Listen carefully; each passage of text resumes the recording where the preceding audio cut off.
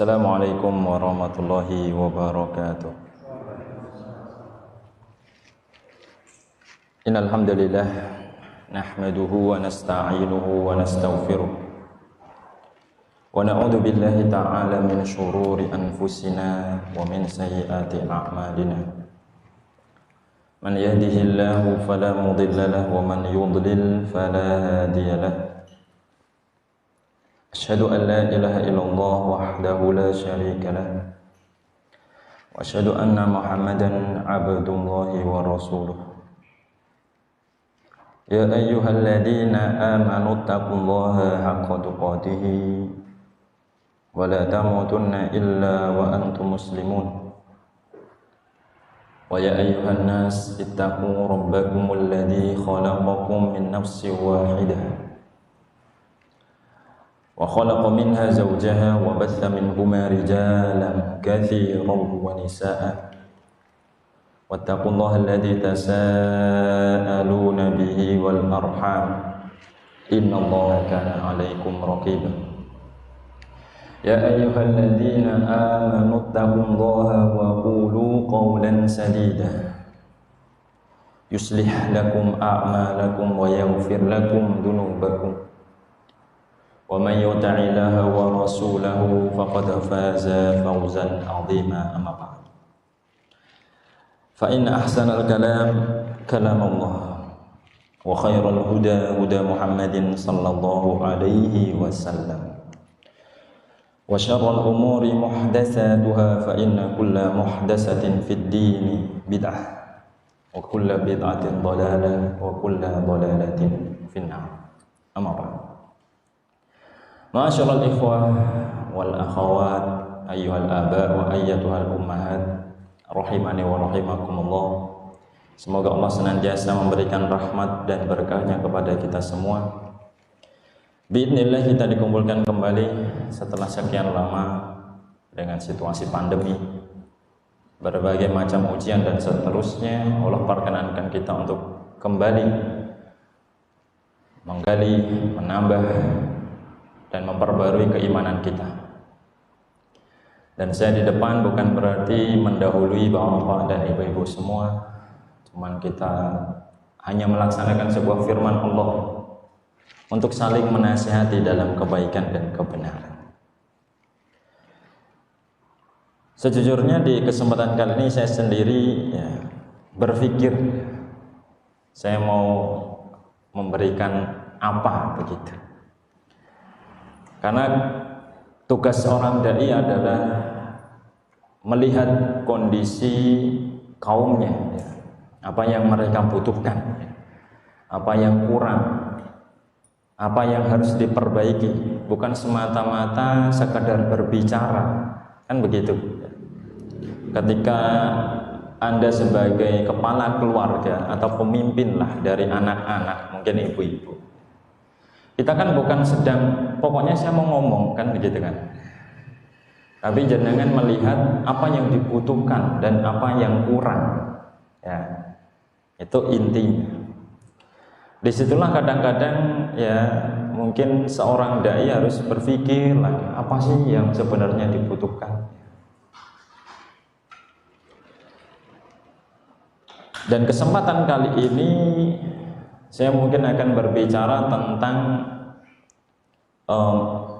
kebutuhan kita terhadap perbaikan diri kita.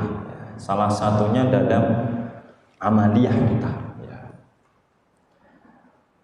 Pengajian ini mungkin bersumber setidaknya ada 3 ucapan dari para imam atau sebagiannya dari orang-orang terdahulu yang melandasi kenapa kita harus membahas hal ini.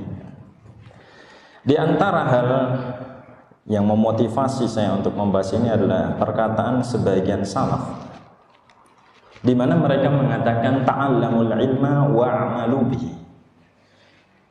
Belajarlah ilmu dan amalkan ilmu itu. Wala tata'allamuhu litatajammalu bihi. Dan jangan kamu belajar untuk sekedar menghiasi diri saja dengan ilmu. fa innahu yushiku an in tala bikum zamanun, karena hampir-hampir jika waktu itu panjang kalian akan mendapati sebuah zaman di mana apa itu, an yatajammalu bil ilmi kama yatajammalu rajulu bisawbi. Kamu akan dapati seorang itu menghiasi ilmu atau berhias dengan ilmu sebagaimana dia berhias dengan pakaian. Maknanya apa? Maknanya akan tiba zaman di mana ilmu itu ibarat hiasan, ibarat sebuah hal yang dipertontonkan begitu loh. Ibarat hal yang dipandang seperti pakaian kita, ya. Wah, bagus, indah, ya. Akan datang suatu zaman di mana ilmu itu dianggap sebagai hal-hal yang kok kayaknya indah, ya, dipertontonkan dan seterusnya. Sebagaimana kita memakai baju, ya, pengennya kan yang kelihatan, ya, gitu ya, yang kelihatan, itu loh. Kemudian di antara hadis yang lain atau ucapan yang lain, ya, yang melandasi pengajian malam hari ini adalah perkataan Imam Ibnul Jauzi yang mungkin sebagian sudah pernah dengar saya ucapkan. Siapa Ibnul Jauzi ini? Ibnul Jauzi adalah seorang ulama yang sering memperhatikan keadaan-keadaan yang ada di sekitarnya. Dia suka menulis, kemudian bertafakkur, kenapa ini begini, kenapa itu begitu, ya. Dia melihat keadaan-keadaan manusia dengan berbagai macam jenisnya, mulai diurutkan dari orang yang paling atas sampai paling bawah. Beliau mengatakan summa ta'ammaltu ulama, kemudian aku memperhatikan keadaan orang-orang yang diberikan pengetahuan, diberikan ilmu. Fara'aitu aktsarahum yatala'abu bihil hawa wa yastakhdim. Ternyata aku dapati kebanyakan mereka, kecuali yang dirahmati oleh Allah, banyak bermain-main dengan hawa nafsu dan menggunakannya. Fahuwa yuksiru ma yasudduhu al-ilmu anhu. Maka dia memilih apa yang menghalangi ilmu tadi darinya. Wa yuqbilu amma yanhahu anhu. Ternyata dia malah menerjang apa yang dilarang dari ilmu tadi. Ya. Jadi ilmu tadi memerintahkan apa, malah dia enggak mengerjakannya. Ilmu tadi melarang apa, dia malah menerjang. Wa innama himmatuhu an yaqula wa hasb. Dan Ibnul Jauzi mengatakan tujuan mereka ini, orang-orang yang keliru ini, mohon maaf, ya, adalah hanya sekedar berbicara atau dibicarakan, ya. Sudah, pokoknya tujuannya adalah berbicara. Ayo, pokoknya semuanya kumpul. Pokoknya saya mau ngomong. Pokoknya saya mau ngasih tahu. Illa annallaha la yukhlil arda min qa'imin lahu bihujjah. Tetapi bagaimanapun keadaannya, ya, Allah tidak pernah membiarkan bumi ini, ya, kosong dari seseorang yang menegakkan hujah. Orang-orang yang tetap lurus. Kata Imam Ibnul Jauzi, jami'un bainal ilmi wal amal. Orang yang mengumpulkan ilmu dan amal. Arifun bihuquqillah khaifun minhu. Orang yang dia mengerti hak-hak Allah dan takut kepada Allah. Dan ketika orang ini wafat, kata Imam Ibnul Jauzi, orangnya akan digantikan dengan yang lainnya. Insya Allah tetap selalu ada. Kenapa? Fahuwa bimaqamin nabi fil ummah. Dia itu kedudukannya seperti nabi di umat ini. Jumlahnya memang nggak banyak, ya. Jumlahnya nggak banyak. Apa Nabi banyak? Nabi banyak atau sedikit?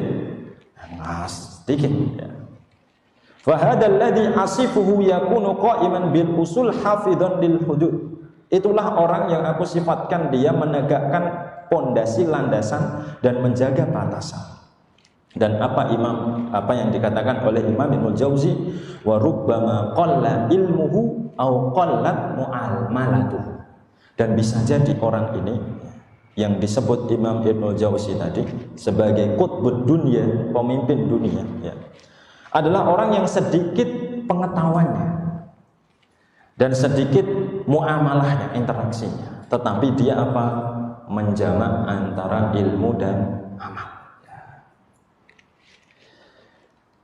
Kemudian fenomena yang terakhir adalah fenomena yang ternyata terjadi mungkin di sekitar kita atau di zaman kita sekarang. Ya. Hadis yang mendasari pengajian kita pada malam hari ini salah satunya adalah bagaimana para sahabat itu menanamkan pemahaman yang kokoh sekali tentang masalah apa? Agar tidak berpindah-pindah pelajaran pada hal-hal yang baru selama dia belum apa? Merealisasikan atau mengerjakan yang dia ketahui tadi. Ya. Dan tidak memperbanyak informasi tanpa amal dan realisasi. Ini real. Ini sahabat. Ya, Ibnu Jauzi tadi juga mengatakan yang sama. Ya. Bukan sekedar bicara. Dari Atha diceritakan ada seorang pemuda suka bolak-balik ke Ummul Mukminin Aisyah. Ya, suka bolak-balik. Dan suatu ketika dia tanya ke Aisyah, kemudian Aisyah ngajari. Suatu ketika dia datang lagi kepada Aisyah radhiyallahu anha. Maka apa yang dikatakan oleh Aisyah, dan Aisyah enggak mengatakan pada orang yang hadir ini, wah semangat sekali ya kamu belajar. Luar biasa apa kamu itu sangat antusias. Atau bahkan Aisyah mengatakan ini kamu calon-calon orang yang hebat. Ternyata Aisyah justru malah memberikan nasihat kepada pemuda ini yang bersemangat menambah di satu sisi tetapi lepas kosong dan tidak mengimbangi di sisi yang lain. Ini yang akan kita bahas. Imbangi ilmu dengan amal. Kata Aisyah ketika orang ini datang, ya bunayya, hal amilta ba'da bima sami'ta min. Ketika kemarin sudah dengar, sudah diajari, apa kamu sudah mengerjakan apa yang kamu dengar dariku kemarin? Jadi Aisyah itu enggak mau ngasih tahu lagi, ya. Justru Aisyah malah bertanya, yang kemarin sudah kamu kerjakan belum? Ya, ini pertanyaan yang langka, ya mungkin enggak kita dapati di zaman ini.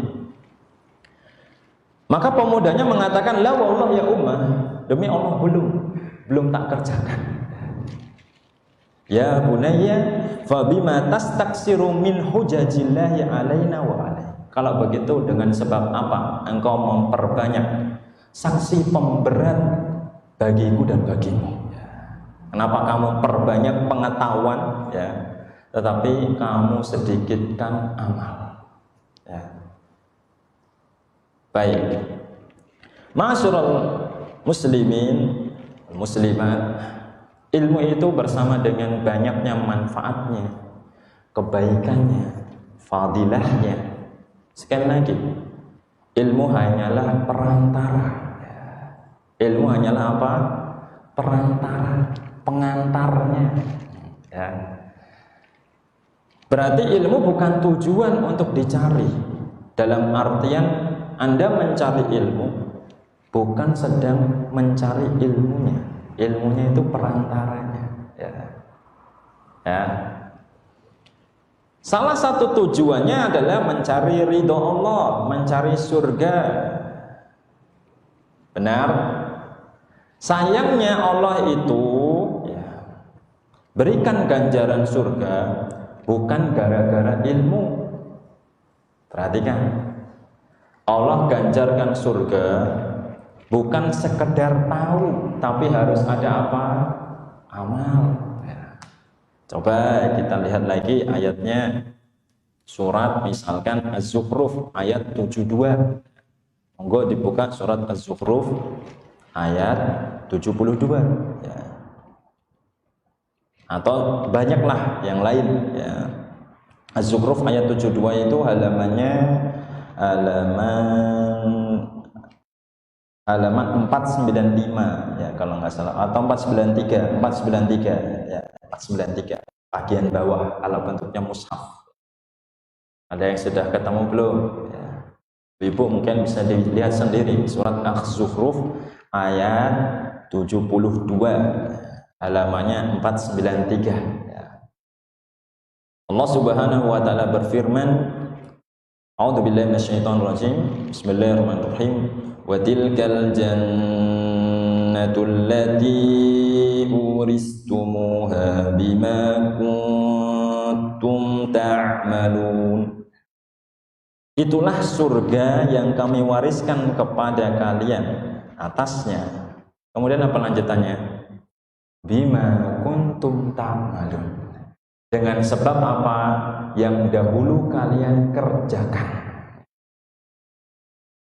Dan Allah tidak katakan bima kuntum ta'lamun, dengan sebab dahulu kalian ngerti, pinter. Banyak sekali ayat seperti ini saya kira.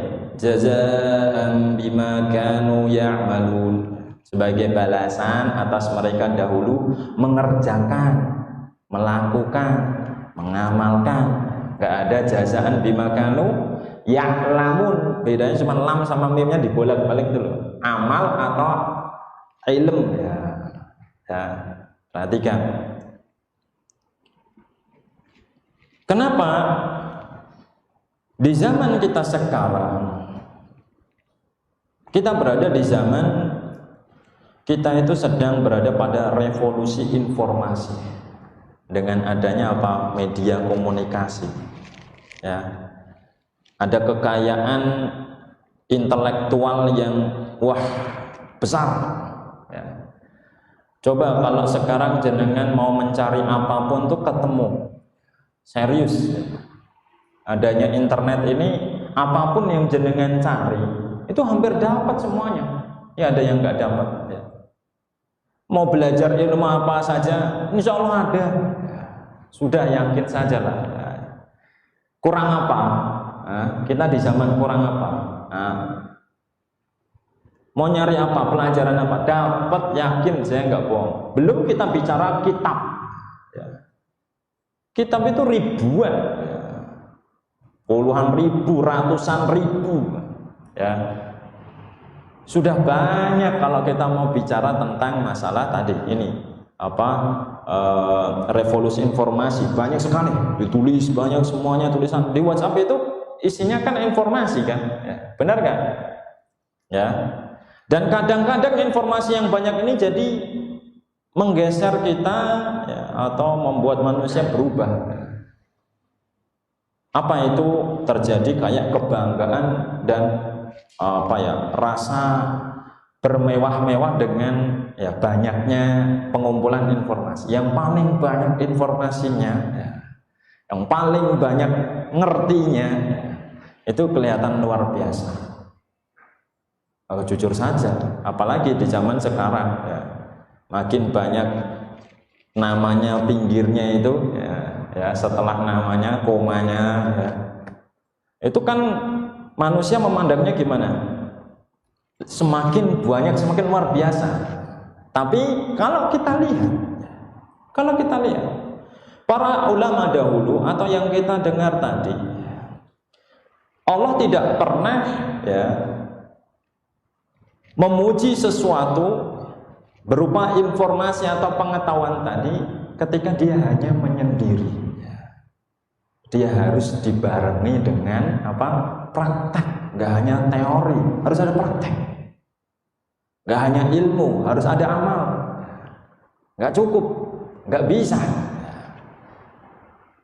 Saya tanya, dari awal orang lahir itu sama-sama cerdas atau beda-beda cerdasnya? Hah? Beda cerdasnya. Kalau gitu kira-kira adil nggak Allah itu kalau surga itu atau surga yang kedudukan tinggi-tinggi itu hanya untuk orang cerdas? Adil nggak kira-kira? Nggak adil. Karena surga tertinggi, kedudukan tertinggi bukan hanya milik orang-orang yang dari awal sudah memiliki hak-hak keuntungan, ya, berupa kecerdasan, berupa kekayaan. Tapi keduanya, ya, di satu sisi tetap saja ada apa?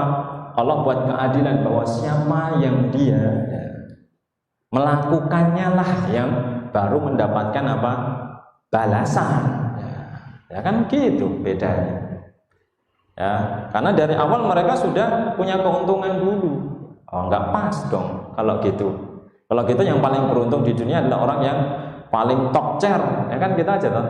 Ternyata enggak enak dong. Kasihan orang-orang yang baru ngaji belakangan, ya. Atau dari awal lahirnya mungkin nggak cerdas. Ya. Baik. Al-Imam Khatib Al-Baghdadi memberikan muqaddimah di dalam kitabnya Iqtida'ul Ilmi Al-Amal. Konsekuensi ilmu itu amal. Ya.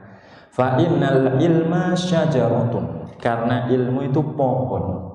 Wal amala samratun, dan amal adalah buahnya. Bagaimanapun itu, ya, jenengan kalau kagungan wit gede tapi orang woe, terus satunya wit biasa wae tapi woe kan pilih yang mana Pak Bu? Pon jenengan mangan wit mopi kan enggak. Semuanya pasti memilih, ya, yang lebih banyak buahnya daripada yang sekedar besar batangnya. Karena memang ilmu tadi hanyalah sebagai sarana agar mendapatkan buah. Kalau pengen buah lebih banyak lagi setelah diusahakan, sudah mentok, nah, tambahi batangnya lebih besar lagi, kan gitu kan? Nah, sekarang kita di zaman apa itu? Ilmu sebagai tujuan. Orang-orang hanya memperbesar pohon. Orang-orang hanya apa? Melihat besarnya batang dan lebih kagum dengan, ya tadi, pengumpulan batang-batang. Faktanya bisa kita lihat, ya. Mohon maaf, ya. Ramainya majelis, tetapi sepinya lapangan. Ya. Ramainya majelis, ya. Sepinya lapangan. Coba kalau ada proyek-proyek dakwah, ada amal-amal soleh yang dilakukan yang sifatnya memang real, ya. Banyak mana antara majelis dan proyek yang turun, ya. Saya tanya ini, real saja, ya. Sedikit kalau bicara di lapangan itu, ya. Ada yang keliru nggak jenengan ngerasa? Harusnya tadi gimana? Harusnya yang setiap kita pelajari membuahkan hasil, kan gitu loh. Nah ini pada prakteknya yang terjadi, ya sing simpel aja lah, jenazah misalkan yang turun ke jenazah itu berapa, ya. Belum kita bicara mau proyek apa lagi, kebaikan. Nah kan tujuannya amal. Tujuannya amal apa tujuannya informasi? Loh emang gitu kan? Ya. Atau kegiatan-kegiatan lain lah yang membantu. Jumlahnya itu berapa dibandingkan dengan yang hadir? Kalau di majelis banyak sekali loh, ya. Yang di sini belum dihitung, yang di sana belum dihitung, sana belum dihitung, sini belum dihitung, di video belum dihitung, di WhatsApp belum dihitung. Tapi ya sekali lagi, ini sebuah introspeksi, ya. Sebuah muhasabah, ya. Kata Imam Al-Baghdadi, walaysa yu'addu aliman man lam yakun bi ilmihi amilan. Tidak dianggap alim. Alim itu artinya apa? Berilmu. Orang yang terhadap ilmunya enggak amil. Amil itu apa? Mengamalkan. Jadi kalau dalam definisi yang benar, alim harus sama dengan amil. Ya, alim itu harus sama dengan amil. Nggak ada alim tanpa amil. Itu definisi orang-orang dahulu. Kalau definisi sekarang ya lain. Kalau jenengan bicara orang-orang sekarang. Karena orang sekarang, mohon maaf tadi, menganggap ilmu tadi apa? Pakaian, perhiasan yang kelihatannya indah. Wah, bagus ya sudah begini begitu. Tapi yang bagus tadi masalah amalan atau masalah informasi? Informasi. Ya. Sudah baca berapa? Wah, saya sudah khatamkan, misalkan, saya sudah hafalkan banyak dan seterusnya. Lihat, yang dibanggakan orang sekarang kan macam-macam seperti itu kan. Sementara cerita-cerita yang kita masuk dari generasi yang pertama itu cerita-cerita mereka itu bicara intelektualitas atau bicara praktek. Saya mau tanya, kabar-kabar, riwayat-riwayat asar tentang salaf dahulu itu lebih isinya tentang praktek atau teori? Praktek semua. Orang-orang yang puasa 40 tahun nggak ketahuan istrinya. Ternyata dia punya makanan, dikiranya istrinya nggak puasa, dikasih ke orang di jalan. Istrinya ngira dia nggak puasa, dia selama ini puasa. Ada khalifah yang memanggul beras malam-malam sendirian, nggak minta tolong orang. Dia serahkan itu ke orang-orang yang membutuhkan tanpa ada yang tahu siapapun. Praktek atau teori? Praktek. Sampai mati baru ketahuan. Di mana cerita itu hari ini? Orang sekarang lebih senang dengan apa? Kamu sudah selesai hafalnya, ya. Sudah selesai pendidikan, ya. Ini jujur saja. Makanya barokah ilmu yang dahulu berbeda dengan barokah ilmu yang sekarang. Kita nggak katakan nggak ada manfaatnya. Cuman kita telah bergeser. Ya. Yang dahulu mereka mencari amal, sekarang orang mencari ilmu karena ilmu. Ya. Orang memperbanyaknya ya karena itunya, bukan karena mengamalkannya. Disebutkan juga al-ilmu walidun wal amalu mauludun. Ilmu itu orang tua, amal itu anaknya. Ada orang cuman ya berarti menikah tapi ya dia nggak mendapatkan hasil. Nah, kita mau hanya sekedar tadi pohon saja, nggak ada buah. Mesti semuanya begitu. Kata beliau wa ra'sul fiqhi al-amalu bil ilm. Puncak fikih adalah amal dengan ilmu. Jangan belajar fikih itu dowo-dowo, nanti khilaf-khilaf ya. Nek ora dikerjake padha wae, gitu ya. Di mazhab Syafi'i ada 5 pendapat. Wah, kelihatannya sangar. Ya. Ya kan orang sekarang hebat ya. Pendapatnya begini begitu. Padahal puncak fikih adalah tujuan belajar fikih diapain? Ya dikerjakan. Tapi orang sekarang lebih senang dengan melihat apa? Ya, penguasaan. Ya toh? Keliru. Makanya kita lihat fenomena sekolah atau ma'had. Ya, di mana anak-anak yang didaftarkan atau kita didik masukkan ke sana, pulang-pulang kok sepertinya orangnya jadi nyuwun sewu, ya. Agak sedikit sombong-sombong gitu loh, ya. Kayak merasa sudah berbeda, ya. Kurang ngerti, sudah belajar apa sih? Omongannya itu, ya. Aku nek dengerin, memangnya dia belajar apa? Di mana? Sama siapa? Wah, subhanallah, ya. Ya, ini real, ya. Real. Dia merasa dia sudah mendapatkan sesuatu dengan sekedar pengetahuan atau ilmunya saja. Sementara belum ada buah yang dia hasilkan. Ya.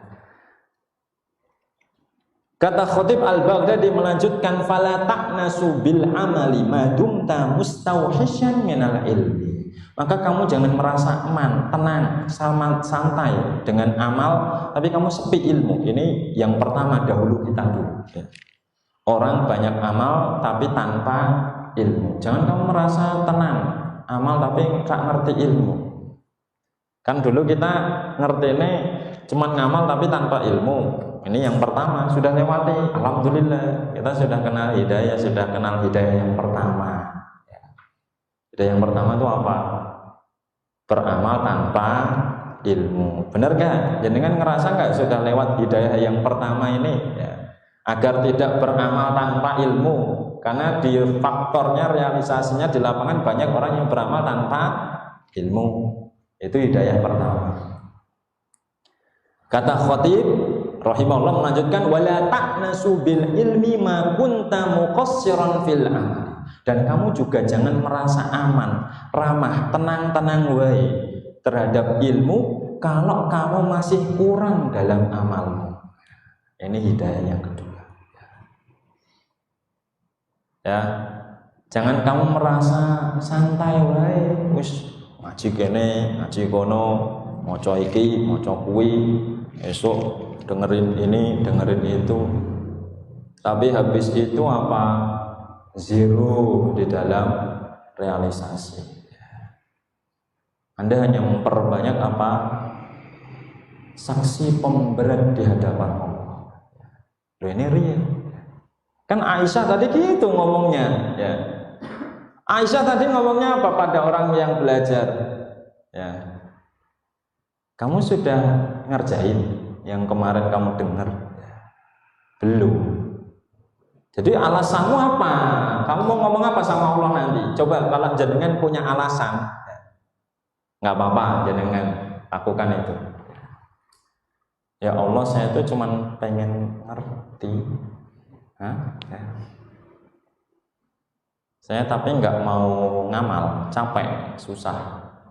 Ya sudah, monggo. Jawab itu nanti di hadapan Allah.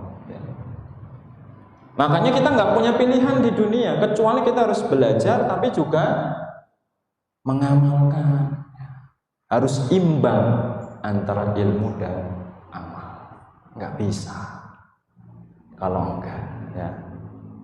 Ini juga akan memperbaiki berbagai macam hal dalam diri kita. Coba kalau kita itu semangatnya selalu berimbang antara ilmu dan amal, proyek-proyek kebaikan itu banyak jalannya pasti. Karena kemarin kita mau bahas proyek pengumpulan pakaian bekas untuk diberikan ke yang membutuhkan. Kok nggak ada yang turun? Nah, sudah tahu nggak itu amalan? Amalan tahu. Kebaikan tahu nggak? Kebaikan tahu. Tapi yang melakukan tidak ada. Ya. Loh, banyak loh, kalau kita itu niatnya tujuannya kontribusi, tujuannya amal, kita tuh harusnya sudah aktif sekali, perubahan ini banyak kita lihat dan manfaat di masyarakat pada orang-orang semuanya kerasa. Tapi karena fokus kita adalah di maklumat, pengetahuan saja, makanya enggak goyang-goyang perubahan, sedikit harus dibilang. Bahkan di tataran atas lebih sering yang terjadi apa? Perdebatan, diskusi terus ya, rabar-rabar. Kayak fikih zaman dahulu. Fikih zaman dahulu itu gimana Pak? Jangan enggak tahu. Fikih bukan zaman sahabat, beda. Fikih zamannya Abu Hanifah. Fikihnya Irak. Fikihnya Irak itu namanya fikih iftiradi. Iftiradi itu kayak pengandaian. Jika ini begini maka begitu, jika ini begini maka begitu, dan jika begini maka begitu, jika begini begitu ya. Kalau fikihnya zaman sahabat itu enggak ya. Jenengan bertanya ya, Kalau belum terjadi ya ora usah takon ya, engko wae nek wis teko. Nek wis apa terjadi baru tanya. Enggak usah banyak tanya. Udah amal aja sana. Kalau kamu nanti sudah terjadi, nah baru kamu tanya. Nanti baru dijawab oleh sahabat. Jadi sahabat dulu enggak iftiradi. Kalau sekarang itu fikih jadi sebuah intelektualitas yang isinya iftiradi. Jadi kayak pengandaian terus saja. Ini kalau dipandang dari sisi maqasid begini, kalau dipandang dari sisi ini begini, ya begini, tapi kok kosong ya, kering gitu. Keringnya apa? Karena memang kosong dari amal. Makanya kalau kita hanya ngumpulin ilmu tapi tanpa amal, garing. Omongannya pun nggak kerasa berbobot ya. Kayak orang cuman apa? Rocos ya. Memang kelihatannya sampai sana dan sebagainya besar. Tapi nggak membuahkan rasa takut. Nggak membuahkan apa? Rasa takut, rasa tunduk. Ucapan-ucapan salaf dulu panjang atau pendek, Pak Bu? Pendek. Jenengan pasti sudah sering, Ustaz Budi itu suka bawa ucapan salaf. Kafa bil mauti wa idon. Cukuplah kematian sebagai nasihat. Pendek apa panjang? Pendek. Membekas nggak? Lebih membekas. Sekarang orang bicaranya gimana? Waduh, satu halaman coparkan gini gitu, tapi kok kayaknya nggak ada yang berubah gitu loh ya. Wakafa bil yakini gina, cukuplah keyakinan sebagai kekayaan. Wakafa bil ibadati syughlan, cukuplah ibadah sebagai kesibukan. Pendek, ucapan salaf itu dulu pendek tapi langsung to the point kan. Beda ya. Makanya salaf dulu menghasilkan perubahan, dan sekarang kita minim di perubahan ya. Makanya ketika berbicara dulu salaf juga begitu, mereka berbicara ketika hanya ada kebutuhan. Kalau nggak ada kebutuhan mereka enggan ngomong, mikir. Kalau sekarang orang gimana Pak? Kalau bisa kita nulis biar best seller ya. Nulis ya, jenengan nulis toh, nanti banyak yang lihat, terus banyak yang beli, wah untung besar tuh. Posting sekarang itu agar apa? Agar viral ya. Sekarang saya mau tanya ini jujur aja, bedanya ya, ketika kita memposting, kita itu niat ikhlas dan niat agar dapat like dan dapat share. Gimana bedanya? Ketika jenengan menulis postingan, gimana jenengan membedakan saya ikhlas dan satunya saya sedang gen iso di like di share di piye? Coba direnungkan. Tipis banget. Tipis ya, tipis banget. Karena hati kita ternyata ketika banyak yang nge-share tadi gimana? Makin senang ya toh. Loh, kita nggak bisa nuduh Ustaz, nggak ada yang nuduh. Bedanya orang dulu kalau ngomong apa tadi, ada yang butuh baru ngomong, jadi dia punya alasan ngomong. Kalau sekarang orang ngomong agar apa? Agar ada yang dengar, ada yang agar dilihat, agar di like, agar viral, agar kelihatan dirinya. Nah, ini yang masalah. Bedanya dulu dan sekarang. Ya, bedanya dulu dan sekarang kan begitu. Ya. Orang cari al-hafidh. Saya tidak sedang mengecilkan al-hafidh. Tapi kadang-kadang dicari al-hafidh itu begitu semangat agar apa? Agar nanti segera bisa ngajarin orang. Tujuannya adalah apa? Agar orang-orang banyak berkumpul pada diri. Padahal kisah-kisah sahabat dulu tuh gimana? Ya. Sahabat tuh kalau seandainya ada orang yang saudaranya yang bisa ngomongin dia lebih seneng. Dia tuh mundur pada mundur. Ya. Karena ahaduhum, salah seorang di antara mereka, yuhibbu anna akhahu ya yakfihi ya. Au kama qol. Mereka lebih senang kalau seandainya saudaranya saja yang gantiin. Udah kamu aja yang ngomong, aku tak. Ketika ada yang bertanya tentang fatwa, sebagian sahabat ngomongnya gimana? Tanya itu aja. Yang situ ditanya, tanya itu aja. Situ tanya situ aja. Bukan 5, 120 muter sampai kembali ke awal lagi. Ya. Himmah mereka apa tujuan mereka? Amal. Karena ilmu ngomong itu ada tanggung jawabnya. Mereka merasakan itu sebagai sesuatu yang berat, bukan yang kecil, bukan hal yang sepele. Mereka lebih banyak di mana kontribusi. Ya, baik. Kemudian di antara hal yang harus kita pahami, secara kesimpulan, secara umum, hadis-hadis yang menyebutkan tentang tercelanya atau dicelanya ulama su itu ulama yang buruk, ya, dan diberikan apalah ya negatif ya, adalah bukan hanya ulama su itu bukan hanya orang-orang yang menyeru kepada amalan tanpa ilmu, tapi ulama su juga termasuk di dalamnya adalah ulama yang gimana? Ulama yang tahu ilmu tapi tidak mengamalkan ilmu. Itu juga ulama su.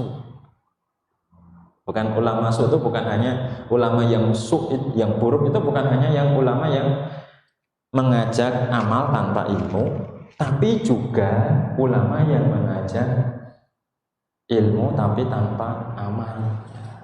Jadi cuman ngomong tok orang ngelakoni. Banyak enggak di Al-Qur'an sebenarnya kayak gitu? Banyak. Ya ayyuhalladzina amanu lima taquluna ma la taf'alun. Wahai orang yang beriman, kenapa kamu mengatakan apa yang tidak kamu kerjakan? Kongkone menjaga amanah, tidak menjaga amanah. Suruhnya adil, enggak adil. Suruhnya zuhud, enggak zuhud misalnya. Kata suruhnya mencari akhirat, nyarinya dunia. Sebentar, itu kita sudah ngamal belum kan gitu pertanyaannya. Ulama su itu bukan hanya ulama yang menyeru pada amal tanpa ilmu, tapi ulama yang tidak mengamalkan ilmunya juga. Itu sudah ulama su. Masalul ladzina hummilut tawrata tsumma lam yahmiluha. Permisalan orang-orang yang diberikan Taurat ilmu tapi tidak mau memikulnya, tidak mau mengajarkannya, mengerjakannya. Apa? Kamazalil himari yahmilu asfaro. Seperti keledai yang membawa buku-buku okeh. Keledai itu bawaannya banyak apa sedikit? Buahnya. Tapi enggak bermanfaat. Baik, orang yang menyelisihi ucapannya dengan prakteknya banyak sekali kayak gini. Sudah dicelanya juga nggak habis-habis. Bahkan dia termasuk apa? Orang yang memerintahkan tapi tidak mengerjakan. Asyarrun nasi manzilatan indallah yaumil qiyamah. Manusia paling buruk kedudukannya di sisi Allah hari kiamat. Saya nggak hanya bicara ulamanya, kita semua bisa kena, ya. Ketika apa tadi ya, ngomong tapi orang kelakon, akeh gluduke ora tekan banyune ya, cetar-ceter wae. Kan 3 orang yang diadab pertama di neraka disungkurkan di atas wajahnya siapa? Salah satunya orang yang salah tujuan. Di dunia dia disebut alim, tapi tujuan alimnya bukan untuk mencari ridho Allah, tetapi untuk apa? Barangkali meninggikan dirinya. Ngomong ngalor ngidul yang kelihatan wah besar, tapi nggak membuahkan, nggak ada realisasi. Kan bedanya tipis, bedanya tuh tipis, susah. Kita aja mau menerka-nerka susah. Tapi ini real, ini fitnah. Kita di zaman fitnah yang seperti ini sedang banyak, ya. Dan cukup membuat prihatin, ya. Cukup membuat prihatin. Karena gesernya orang tadi, dan mereka lebih senang dengan sesuatu yang terlihat. Wah, kitab banyak sekali yang kitabnya. Emang kalau banyak kitabnya sudah menandakan banyak kontribusinya, pengamalan ilmu? Belum. Lah kok iya kok bisa bangga sekali? Ada orang yang sekarang omongannya tuh tadi mirip ilmu itu dijadikan belajar, dijadikan seperti hiasan-hiasan. Ngaji itu ngaji kitab. Sebenarnya yang nggak salah, cuman ada yang keliru. Tujuan ngaji itu apa sih? Khosyatullah, takut pada Allah. Akhirnya ngapa? Ngamal, ya kan? Lah kalau ngaji kitab yang nggak ngamal ya podo. Wah, makanya era sekarang agak berubah, ya. Era sekarang ada yang membahas ilmu tapi sebenarnya nggak ada manfaatnya juga untuk perubahan. Bahas masalah yang asing, yang nggak pernah didengar, yang pokoknya langka-langka, tapi sebenarnya nggak merubah masyarakat dan kaumnya. Nah, tujuannya dia apa? Wallahu a'lam, ya. Allah alam, bedakan ya. Susah loh, ya. Susah kita itu menjaga hati kita. Kita itu sedang berbicara untuk meninggikan agar orang lihat kita. Ini loh, aku membawa sesuatu yang nggak pernah kamu dengar, yang susah, masalah yang jelimet. Tapi sejatinya yang kita bawakan tadi tidak membawa perubahan untuk kaum kita. Jadi kita itu berbicara untuk merubah kaum atau mau mempertontonkan apa yang sudah kita punya. Susah bedanya, susah bener. Dan kita di zaman yang seperti itu. Baik. Kemudian jamaah rahimani wa rahimakumullah, oleh karenanya kita perlu membangun beberapa pemahaman ulang, ya, tentang hadis-hadis yang dibawakan tentang masalah ilmu, bahwa setiap hadis-hadis yang berbicara tentang ilmu sejatinya bukanlah ilmunya sendiri, tapi setiap pujian terhadap ahli ilmu itu maksudnya adalah ahli ilmu yang mengamalkan ilmu.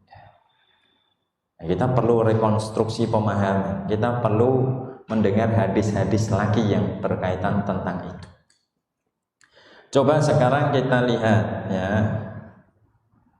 Saya akan ambil beberapa hadis, ya, agar kita bisa mengulang. Hadis yang pertama tentang tidak akan bergeser kaki anak Adam di sisi roknya ketika dihisab sampai ditanya tentang, ada yang 4, ada yang 5, tentang umurnya dihabiskan untuk apa, tentang masa mudanya dia gunakan untuk apa, tentang hartanya dari mana dia dapat dan dia keluarkan kemana. Yang terakhir pertanyaan tentang apa? Tentang ilmunya. Mada amilabi, apa yang sudah dia kerjakan terhadap yang dia tahu tadi. Wis ngerti, katanya hadis menyenangkan saudaranya adalah amalan yang paling dicintai Allah. Nah, senangnya menyenangkan dirinya, saudaranya ampuh. Waduh, ya, ada yang keliru enggak? Ya keliru lah, ya. Karena esensi agama adalah perubahan. Kalau kita masih egois dan individualis, keliru. Agama sepertinya belum masuk ke hatimu, masih di kepala, ya, masih di otak, atau hal-hal yang kamu pakai di baju biar kelihatannya hebat, ya. Ya. Misalkan banyak lagi, kalau mau coba deh muhasabah, sudah berapa hadis yang kita dengar tentang masalah kayak gitu ya. Tentang kebaikan amal soleh ya. Orang yang berusaha menjaga diri tidak meminta-minta misalkan. Masih ada yang lebih senang apa? Lebih senang ketika dia minta ya. Ada hadis tangan di atas lebih baik dari tangan di bawah. Lebih senang apa? Dikasih ya. Ya. Ini kan contoh-contoh saja, banyak sekali hadis kayak gini ya. Baik. Kemudian hadis yang lain, amma ba'du, ala ayyuhan nas, katakanlah wahai manusia, sesungguhnya aku ini manusia. Ini kata Rasul SAW. Yusiku an ya'tiya rasulu rabbi fa'ujib. Hampir-hampir akan datang utusan Rabbku, kemudian aku menjawabnya. Wa ana tarikun fikum saqalain. Aku tinggalkan kepada kalian dua. Yang pertama kitabullah, di sana ada huda dan nur, cahaya dan hidayah. Fakhudu bi kitabillah. Ambillah kitab Allah, wastamsiku, pegang. Sebentar. Syarahnya, penjelasan para ulama tentang berpegang terhadap kitabullah adalah apa? Tamassaku bihi i'tiqadan wa amalan. Peganglah secara keyakinan dan amalan. Jadi jangan dipisahkan. Berpegang pada kitabullah cuma secara keyakinan, tapi gak ada amalan. Ya. Nah, keliru berarti. Coba buka lagi Al-Qur'an. Ayatnya Al-A'raf 170 ya. Surat Al-A'raf ayat 170. Al-A'raf ayat 170. Halamannya itu ada di halaman sebentar 172 ya. Ya, 172. Sudah ketemu ayat 170 surat Al-A'raf ayatnya 172. Allah Subhanahu wa taala berfirman, "Walladzina yumassikuna bil kitabi wa aqamus salata walladzina yumassikuna bil kitabi wa aqamus salata inna la nudhi'u ajral muslihin." Dan orang-orang yang berpegang dengan Alkitab. Dijelaskan dalam sebuah tafsir atau penjelasan. Maksudnya orang yang berpegang terhadap kitab. Ini dijelaskan oleh Syekh As-Sa'di, Nasiruddin As-Sa'di. Yatamassaku nabihi ilman wa amalan. Dia berpegang dengan ilmu dan amal.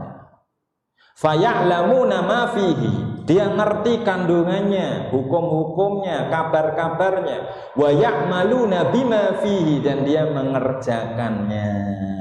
Jadi nggak ada yang dipisah. Jangan memisahkan fadilah ilmu dengan ilmunya saja. Ya, apapun itu yang jenengan pelajarilah sekarang, mau bahasa Arab, mau tafsir, mau apa. Ya. Semuanya muaranya harus ada apa? Ya, rasa takut pada Allah, kemudian tergeraklah diri kita. Tapi kalau ternyata kita belajar tidak membuahkan pergerakan, ya, tidak membuahkan amaliyah, ada yang keliru dengan yang kita pelajari tadi. Ya. Makanya nggak ada bedanya sebenarnya yang di depan atau yang di belakang. Karena yang di depan kalau tahu tapi juga nggak mengamalkan yang dia tahu, lebih berat siksanya daripada yang tidak tahu. Akhirnya ilmunya ilmu padi. Gimana itu? Makin berat makin merunduk. Nggak bisa sombong. Gimana mau sombong? Lawang belum dikerjakan kok sombong banget, ya Allah, nggak bisa, susah. Tapi kalau jenengan definisikan ilmu adalah sekedar apa yang diketahui, oh ya, lahir generasi itu deh. Ya. Memang kamu sudah belajar apa? Subhanallah. Ya. Udah belajar apa? Ya. La haula wala quwata illa billah. Loh, ini mondoknya di pondok sunnah atau pondok biasa? Oh, pondok sunnah banyak yang kayak gitu. Ya. Riye. Pandangannya agak gimana gitu sama orang-orang. Cukup heran. Baik, hadis yang lain. Yu'ta bil Qur'an yaumal qiyamah wa ahlihi. Didatangkan Al-Qur'an pada hari kiamat pada orang ahlul Qur'annya. Ya, dia datang dalam wujud surat Al-Baqarah dan Ali Imran, datang dia. Dan Nabi memberikan permisalan datangnya Al-Baqarah dan Ali Imran itu dengan 3 permisalan. Cuman perawinya ngomong nasituhunna, aku lupa. Pokoknya salah satunya seperti ghamamatan, awan yang hitam itu menaungi dia, melindungi. Atau hizqani min toir, sekelompok burung yang bersof-sof menutupi dirinya. Nah, itu permisalan Al-Baqarah dan Ali Imran. Biasanya dibawakan ketika berbicara tentang keutamaan apa? Keutamaan ahlul Quran. Cuman di hadisnya itu disebutkan alladzina kanu ya'maluna bihi, yang dahulu dia mengamalkan Qur'annya. Ya. Yang dahulu apa? Mengamalkan Qur'annya. Baru datang Al-Baqarah dan Ali Imran-nya. Kamu ngapal ke? Ya. Nggak diamal ke? Nah, kan gitu. Dulu sahabat memang cara belajarnya memang lambat. Ya. 10 ayat nggak lewat. Ya. 10 ayat dulu, udah kamu belajar terus 10 ayat. Sampai dia apa? Ngerti artinya, ngamalin kandungannya, ngerjakan yang lain, tambah lagi 10 ayat. Lama nggak itu? Lama memang. Kelemahan metode itu buat orang sekarang ya lama, nggak barbar. Tapi yang membawa perubahan itu yang mana pada dasarnya? Yang lebih afdol, yang lama. Apakah yang terakhir nggak ada keutamanya? Ada, cuman dia mafdul, tidak lebih utama. Ya, itu ya bedanya ya. Kita nggak katakan nggak ada manfaatnya. Ada, silahkan, tapi manfaatnya nggak lebih tinggi dari yang awal tadi. Karena perubahan generasi diraih dengan apa? Ilmu dan kontribusi. Pasti gitu, nggak ada ya, sekedar intelektualitas. Sudah banyak dunia ini. Ya. Orang Barat paling pintar itu kalau cuma sekedar apa? Intelektualitas. Baik. Kemudian hadis yang lain. Ya. Ta'ahadu hadal Quran, jagalah Quran ini. Fawalladhi nafsu Muhammadin biyadih, demi zat yang jiwa Muhammad berada di tangannya. Lahu asyaddu tafallutan minal ibili fi uquliha, dia lebih cepat lepas dari onta yang apa? Diikat, dilepas ikatan lah ya. Tapi makna menjaga Al-Quran itu ditafsirkan oleh para ulama sebenarnya bukan hanya sekedar membaca saja. Fata'ahadahu ya, fata'ahuduhu bil qiraati bi tilawatihi wa tikrari tilawah kadzalika aidan bil amali bihi, kata Imam Ibnu Utsaimin. Maka menjaga Al-Quran adalah membacanya diulang terus, dia pahami, baca, paham maknanya, demikian juga mengamalkannya. Orang kalau nggak ngamalin bisa nggak ngingat lebih mudah. Jenengan belajar teori sholat tapi orang sholat kira-kira ingat nggak pelajaran sholatnya? Wangel ya. Karena nggak pernah digunakan, nggak pernah diamalkan. Sama dengan kayak gini ya. Makanya ada sebagian ulama mengatakan qayyidil ilma bil amali bihi, ikatlah ilmu dengan amalannya. Kalau nggak ada amalnya susah. Makanya ayat-ayat tentang Al-Quran itu kok jarang memberikan efek hati kita jadi menangis ya, ketika membaca ayat. Karena mungkin kita itu kurang. Gimana mau berbicara ayat yang sedang berinfak, kita aja nggak pernah berinfak sedikit. Gimana kita mau merasakan itu sebagai amalan yang agung? Karena kita belum merasakan beratnya. Nah, gimana mau menangis dengan ayat-ayat macam begitu? Ya. Atau orang-orang yang berjihad misalnya belum pernah merasakan jihad dan pengorbanan, gimana kita membaca ayat bisa tersentuh? Ya karena tadi minim, cuman sekedar tahu.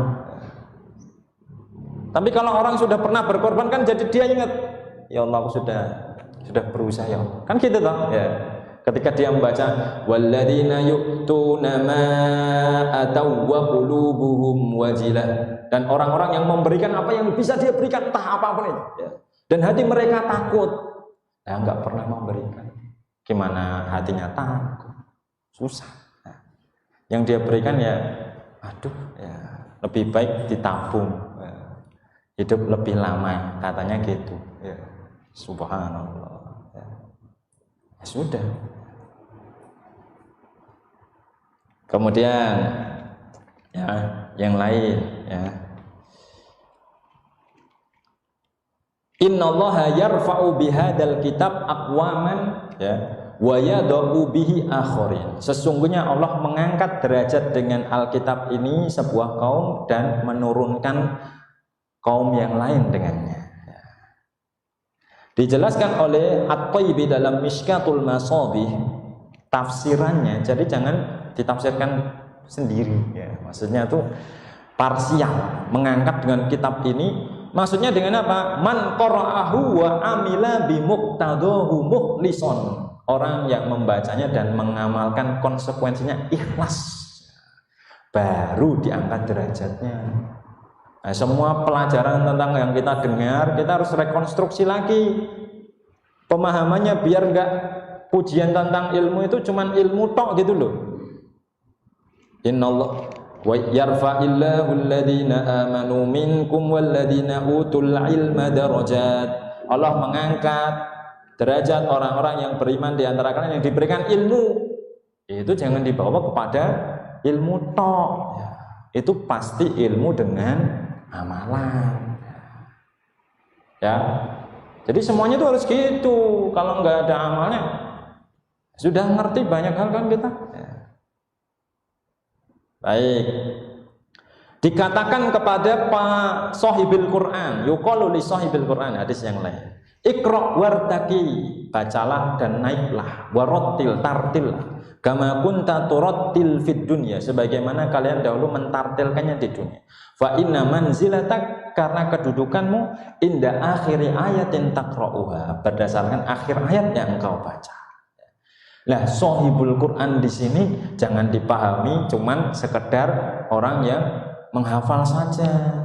Karena dalam beberapa tafsirnya man yulazimuhu bittilawati wal amali, orang yang melazimi membaca dan mengamalkannya. Laman yaqra'uhu wa huwa yal'anuhu, bukan orang yang sekedar membacanya kemudian ternyata dia malah meninggalkannya. Ya. Nggak heran kalau definisi ahlul Quran itu berbeda dengan definisi yang dibawa oleh sebagian orang hari ini. Ya. Kita juga dengar sebagai hadis, bacalah Al-Quran fa innahu ya'ti yaumal qiyamah syafi'an li ashabihi. Bacalah Al-Quran karena dia datang di hari kiamat memberi syafaat. Siapa itu maksudnya? Nah, dijelaskan oleh para ulama dalam At-Tanwir, Syarah Jami' As-Shaghir atau Tadris Riyadhus Shalihin.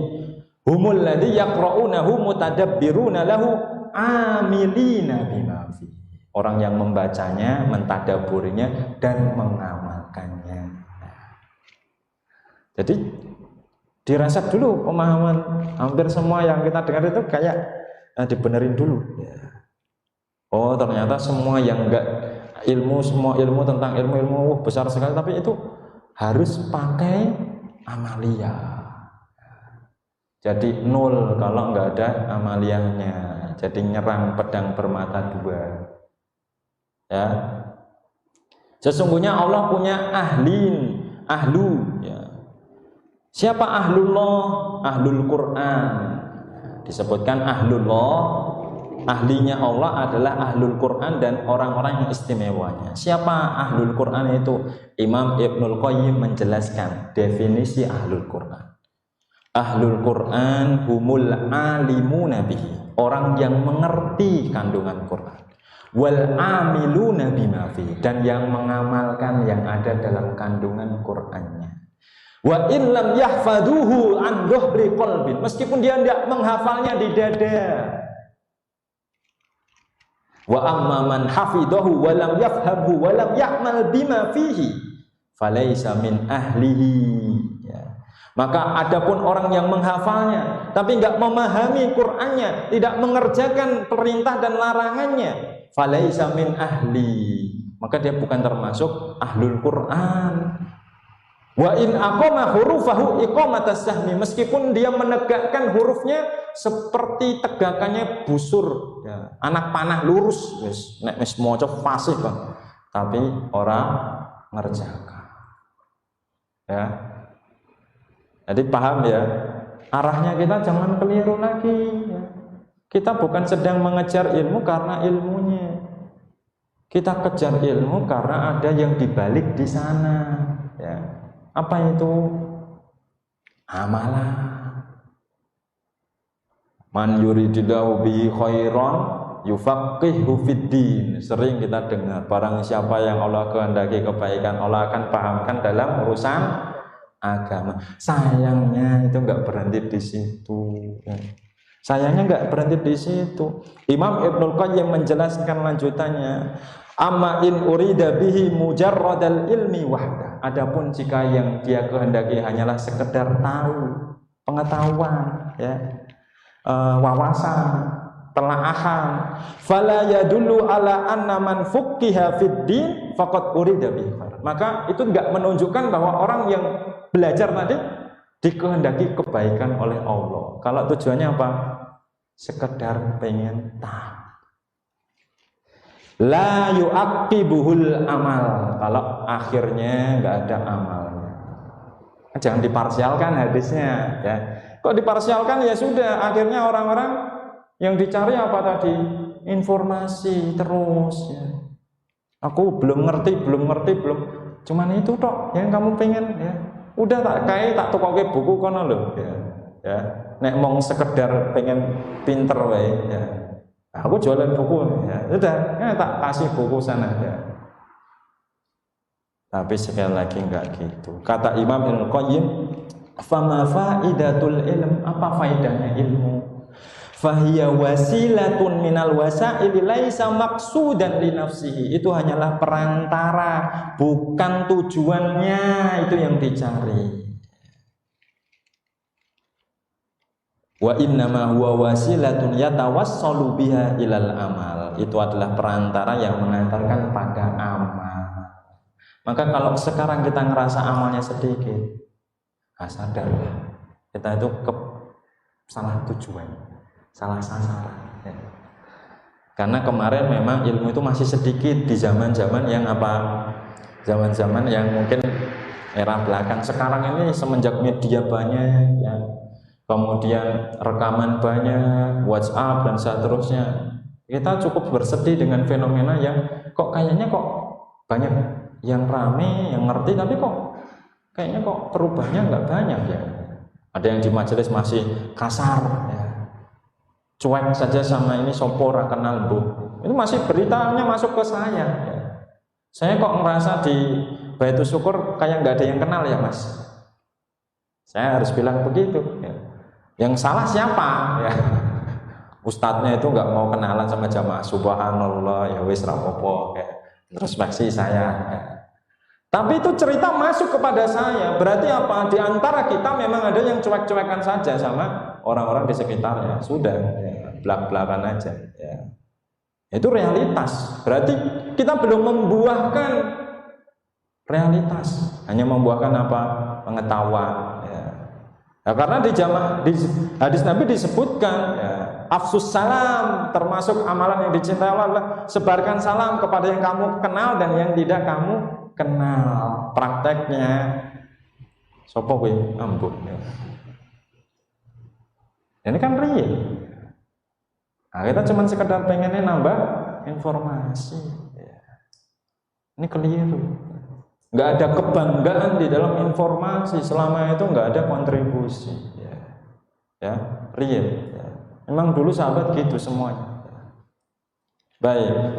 Saya kira itu ya. Kalau mau dipanjangkan masih banyak ya.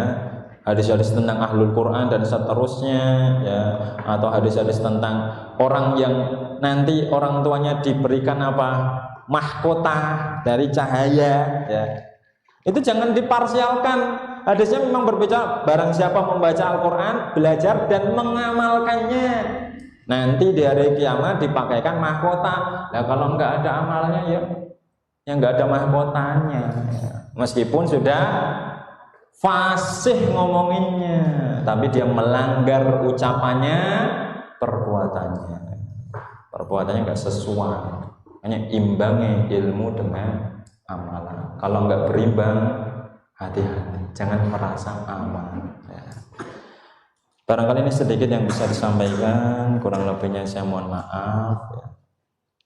Mudah-mudahan yang kita pelajari ini bermanfaat ya, membenarkan bagian-bagian yang kita keliru barangkali. Ayo, ada sebuah pertanyaan di sini.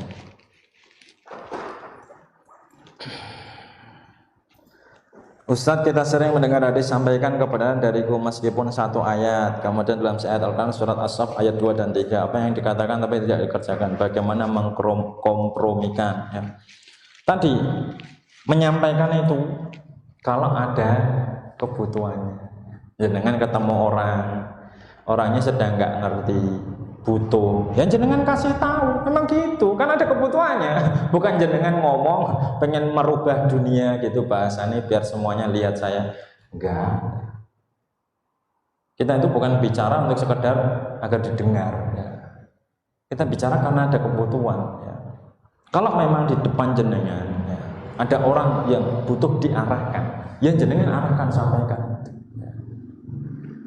ya. Memang jenengan nggak punya pilihan, harus ngamalin juga gitu. Memang kok pengennya cuma ngasih tahu ya keliru juga. Makanya hati-hati, ilmu itu amanat, ibarat harta ya.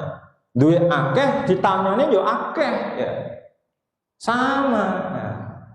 Sama. Harta harus dizakatkan, dikeluarkan, diberikan pada yang butuh hak. Ada yang kurang punya kemampuan ya, itu harus menolong. Kalau enggak, wah, kita ditanya nanti sama Allah mau jawab apa. Ya gimana ya Allah, saya pengennya yang mewah. Nggak bisa dijawab gitu sama Allah ya. Di depanmu dulu kamu lihat ada orang yang butuh bantuan, kamu punya kan, kenapa kamu nggak tolong dia? Mau jawab apa? Jawab apa ya. Kalau bisa jawab silahkan jawablah nanti di hadapan Allah ya, kan gitu ya. Ada orang yang membutuhkan bagian-bagian kita punya kemampuan lain. Kalau kita nggak punya kemampuan ya, kita ada udzur itu, bisa ngomong lah jawabannya ke Allah. Tapi kalau kita mampu, coba jawab apa nanti ya. Itu kan memang begitu, nggak ada pilihan kita kecuali belajar, tapi juga mengamalkan pelajaran. Nggak ada pilihan ya. Di hidup ini nggak ada pilihan ya. Nah itu makanya ya. Sama dengan ini tadi ada orang yang butuh, balighu anni walau ayat, sampaikan padaku meskipun satu ayat. Ya kalau orangnya butuh sampaikan. Tapi nggak perlu nambah-nambah ceritakan banyak. Dia nggak bisa ngamalin semua, dia kena beban, malah jenengan malah kasih dia beban-beban. Dikandani orang lakoni ya. Coba kan kita sampaikan yang perlu saja toh. Makanya nggak mesti dia itu langsung dikasih tahu semuanya. Kalau dia nggak bisa ngamalin gimana akhirnya? Saya khawatir kita itu cuma membebani hidupnya ya. Kandani kabeh. Tapi Mas jenengan harus tahu ya, selain ini haram, ini haram, ini haram, ini haram, ini haram, haram. Akhirnya dia, aduh imanku belum kuat, dilawan kabeh bubar ya. Makanya Al-Qur'an itu tadi harusnya hidayah, cahaya. Kok nggak menghasilkan perubahan hidayah? Ada yang keliru ini ya. Ada yang keliru ya. Baik. Ada yang mau tanya lagi? Silakan Pak Aziz. Ya. Terutama untuk pakaian bekas. Ya. Ini kadang kita punya pilihan. Kalau kita lihat di Al-Baqarah 176, kalau 67 ya, 67 itu kan mau ngasih itu kita ragu-ragu. Lebih baik kalau saya ya, kalau pembantu yang minta lah baru kita kasihkan. Tapi kalau dia dari surat itu baik. kan Bentar. Baik, saya dapat jawabannya ya. Begini Pak Aziz ya. Jawab pertanyaannya bagus ya. Cuman kita luruskan dulu pakaian bekas itu definisinya gimana. Kan gitu. Karena saya juga punya pakaian bekas baru 1 kali pakai, bahkan belum dipakai keluar. Ya kalau mau dibilang baru nanti, oh kayak gini nggak baru. Tapi apakah itu ya bekasnya bilang, tapi itu belum dipapain gitu loh. Paham nggak? Di antara kita banyak yang dapat pakaian baru. Setiap tahun saya kira kita nambah pakaian itu. Ya. Jarang ada yang berkurang pakaian. Itu pakaian baru tapi di lemari, jenengan mau sebut itu pakaian baru atau pakaian bekas terserah lah ya. Tapi saya kira kita bisa ngerti ini pakaian masih bagus banget ya. Daripada enggak dipakai, diberikan pada yang butuh. Nah, gitu loh Pak Aziz. Jadi ketika kita memberikan pakaian tadi, definisinya jangan digambarkan dengan pakaian yang bolong ya, nyuwun sewu. Kalau kayak gitu kita sortir sudah. Ya. Tapi pakaian-pakaian yang kayak tadi loh. Ya. Kita itu dapat terus entah dari anak, entah dari kantor, entah dari kerja, entah dari apa. Kita kan dari dulu ya pakainya ini aja terus ya, nggak berubah-ubah bisa jadi. Nah itu mau diapain? Sampai hari kiamat gitu terus ya. Tak waris ke, ngomong sing waris ora gelem nganggo ya. Ya. Maka lebih baik apa? Ya lebih baik diberikan. Ya, sudah jelas. Pakai aja yang jenengan suka. Setelah itu sisanya yang lain bisa jadi seneng. Nabi itu juga ada yang seneng pakaiannya Nabi terus dikasih sama Nabi. Dan kamu seneng, pakai aja kasihnya. Itu udah biasa. Ya. Jadi saya harus bilang bekas itu enggak dalam kategori memberikan yang jijik. Kalau memberikan jijik salah, enggak boleh kita. Tapi memberikan yang saya itu sebenarnya senang, ini bagus.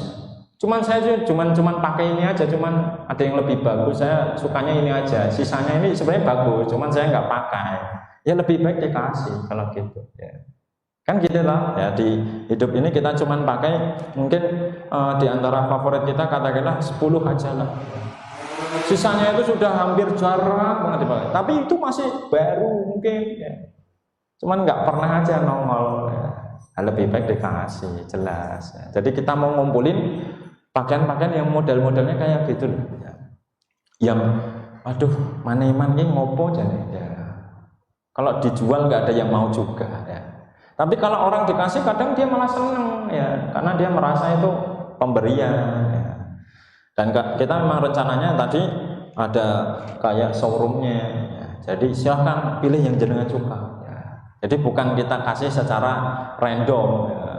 Sudah dipajang semuanya ya, di dalam keadaan yang siap, sudah dicuci, sudah dibersihkan ya. Dan keadaannya masih grade yang bagus, jelas sekali ya. Saya bilang nah, dia datang silahkan pilih yang jenengan suka, sudah ambil ya. Tapi syaratnya apa? Dipakai, orang didol. Apa dikoleksi ya. Nah, dikoleksi ya kene mau suka koleksi ya malah mau koleksi. Ora gunane ya. Nah, miripnya gitulah ya, paham ya? Seperti makanan kita juga bisa di proyek-proyek kebaikan itu sebenarnya banyak. Cuman tadi kita itu keliru ya. Akhirnya kita nggak ada proyeknya, nggak ada langkah-langkahnya ya. Coba kalau kita mau gabungkan kekuatan dalam kontribusi itu banyak, bisa kita buat sumur terus di mana-mana, tebar sumur ya, atau tebar apalah tadi, ngajak makan anak-anak yatim lah atau apa, wah banyak sekali ya. Cuman ya ini sebagai muhasabah, sebagai introspeksi, sebagai pembenaran ya, bahwa hidup kita bukan untuk mengenyangkan diri kita dan memenuhi kantong kita semata, tapi di antara kekuatan itu yang Allah berikan ada amanah-amanahnya yang harus kita berikan pada orang-orang yang lainnya, tidak hanya pada diri kita. Jika ada kekeliruan saya beristighfar kepada. Oh masih ada pertanyaan lagi satu? Ya sudah satu lagi. Sudah loh ya ini. Bagaimana kita menghadapi saudara kita yang tadinya sudah rutin datang kajian bersama, kemudian akhirnya jarang sekali bahkan tidak pernah muncul, namun ketika di acara lain dia selalu ada. Apakah perlu kita mengingatkan karena nanti acara lain itu yang acara apa ya? Kalau dia sudah ngaji di tempat lain ya sudah, ya. Dia sudah ngaji di sana ya sudah, nggak masalah, ya.